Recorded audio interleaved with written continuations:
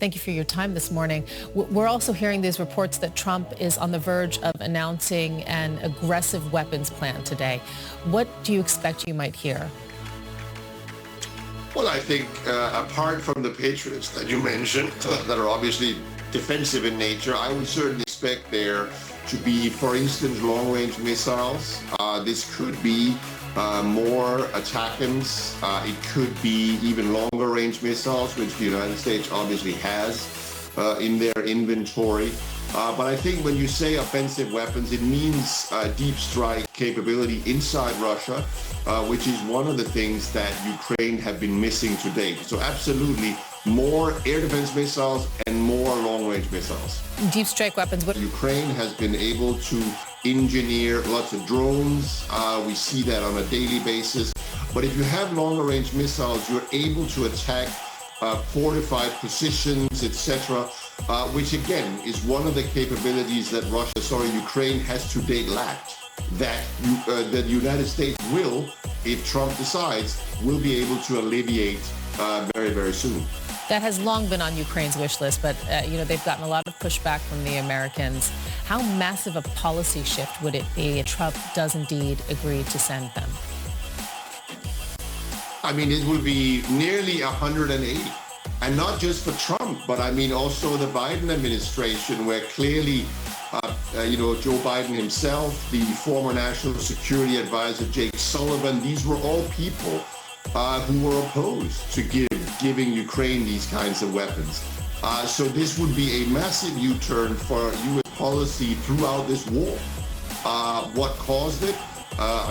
I'm not going to speculate on the decision-making processes of Donald Trump, but it appears that he has finally run out of patience with Vladimir Putin. He will say it's a huge surprise. I think most people that know Putin, that have seen Putin over the years, would have said, you should have known. But I guess better late than never. That's certainly the perspective that I believe Ukraine will take. The Trump administration has been very big on differentiating between offensive and defensive weapons in Ukraine. But what's the difference, really? Well, I mean, defensive weapons are basically weapons that will protect the Ukrainian population, Ukrainian territory, Ukrainian army. That today, of course, first and foremost means air defense missiles. It means, and then again, it means Patriots, as we already saw. There appears to be a deal where European countries will buy a number of Patriot missile launchers from the United States, and then they will be shipped. The big problem there, though, remains that it's one thing to have the launchers, you also need to have missiles for them, and there we will have to see how many will be shipped. But I think it's fair to say that there is a global shortage of advanced air defense missiles at the moment. Do you think, if the United States, for example, and again, just to say, we do not know what Trump may announce, but if he does indeed announce these longer range missiles, would this be enough to change the trajectory of the war, in your opinion? I don't think it will be enough to change, materially. It's going to cause a Ukrainian breakthrough or immediately deny Russia some military capabilities. But what it might do is that it might help convince Vladimir Putin that he cannot win this war. Because so far, since Donald Trump was reelected, he's clearly been betting that the United States would not support Ukraine, and that of course would, and by the way, that the European Union would also lose interest, and that would allow Russia over time to simply grind down and exhaust Ukraine and eventually overwhelm them. That has not happened.